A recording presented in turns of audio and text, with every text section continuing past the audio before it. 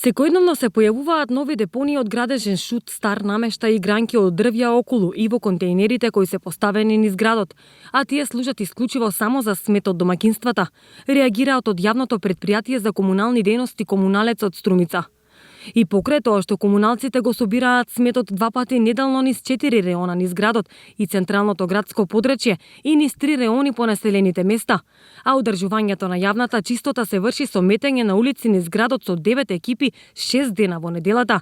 Грдата слика од новите депонии е секојдневна.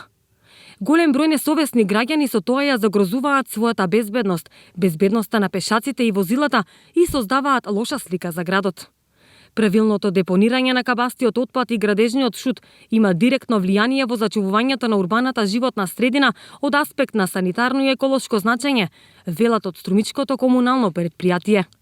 Додаваат дека според Законот за јавна чистота не е дозволено граѓаните и правните субјекти да го оставаат во или околу контејнерите за комунален отпад.